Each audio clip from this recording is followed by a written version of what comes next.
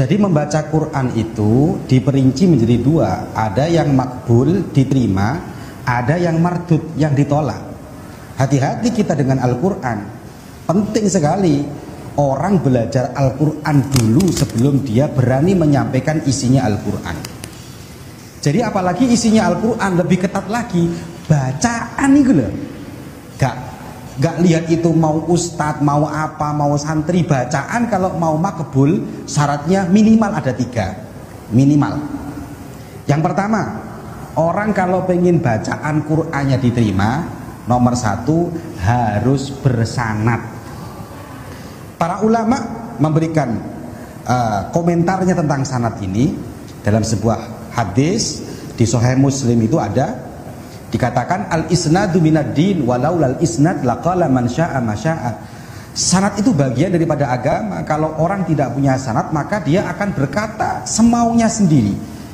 Bahkan kalau kita ngaji kemarin di Bahjatul Wasail, man ta'allama bila syaikhin fa syaikhuhu syaitan. Kalau dia belajar tanpa guru maka gurunya jelas setan. Jadi nggak bisa Al-Quran itu terus ngomong saya belajar otodidak, nggak bisa. Kalau ulama memberikan syarat 2, urusan thariqah, urusan Al-Quran harus ada gurunya. Nggak ada gurunya, sepinter apapun dia, sealim apapun dia, kalau dia belajar Quran, membaca ini loh ya, membaca Quran tidak ada sanadnya, maka para ulama sepakat bacaannya mardud, ditolak. Kita lihat ketika Kanjeng Nabi Muhammad SAW mendapatkan wahyu, Kanjeng Nabi terburu-buru untuk menirukan, untuk menguasai Al-Quran. Tapi langsung ditegur oleh Allah. La tuharrik bihi lisanaka lita'jala bih. Wahai Muhammad, jangan kamu tergesa-gesa untuk menirukan. Lisanmu jangan tergesa-gesa untuk menirukan. Karena memang Quran itu harus berguru. Tidak bisa Quran tidak berguru. Kita andaikan Kanjeng Nabi yang sehebat itu, sealim itu, andaikan pun tidak usah belajar, pasti bisa. Tapi oleh Allah ditegur. Ini menunjukkan apa? Menunjukkan bahwa Al-Quran tidak bisa dipelajari kalau hanya dengan kecerdasan. Apalagi gak ngerti, tambah nemen. Tambah nemen, itu ya. Makanya keterusan hadis itu, ayat-ayat tadi itu, inna alaina jam'ahu wa qur'anahu fa idza qara'nahu fattabi' qur'anahu. Kalau sudah selesai dibacakan baru kamu tirukan membaca. Berarti memang kalau Quran ini harus betul-betul bersanad, nggak bisa. Jadi jangan ngaku santri sejati, opone ustadz sejati, kok mocore sik salah-salah, ya ojo ngaku. Itu fa idza qara'nahu fattabi' qur'anahu, baru diikuti. Ini yang pertama, syarat yang pertama yang tidak bisa ditawar mengenai masalah bacaan Quran harus bersanad.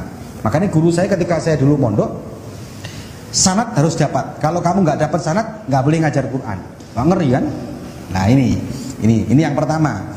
Yang kedua, harus benar bacaan makhrajnya, panjang pendeknya harus benar. Karena memang kalau kita melihat dalam sebuah keterangan, rubba qari'il Qur'an wal Qur'an yal'anu. Banyak sekali orang-orang yang membaca Quran. Kita sering dengar keterangan ini.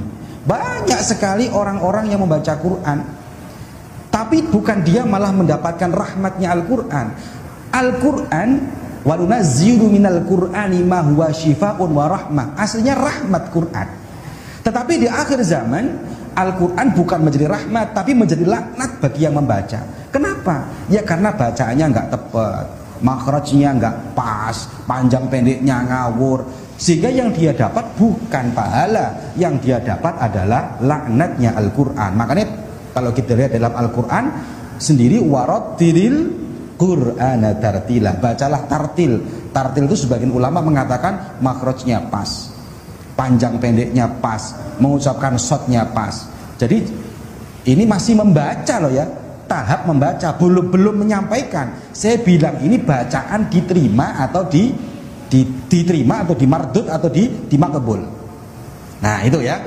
Kemudian syarat yang ketiga, ini khilafiyah ulama. Syarat yang ketiga, teks yang dibaca harus teks yang rasm Utsmani, harus birasmil Utsmani. Karena memang kalau kita melihat sejarahnya Al-Quran kan panjang ya, ada pembakaran Al-Quran, kemudian penyatuan teks Al-Quran, sehingga para ulama dari kejadian itu memberikan syarat, kalau memang bacaan kamu ingin diterima, teks yang dibaca jangan teks apa jenenge Latin kemudian dari Arab, jangan, tapi belajarlah betul-betul teks yang pernah ditulis oleh Zaid bin Sabit.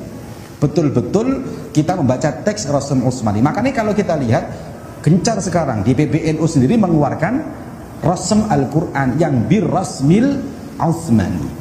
Nah makanya ini masih kita bicara tentang mengenai masalah bacaan. Iki sik bacaan rek, belum menyampaikan.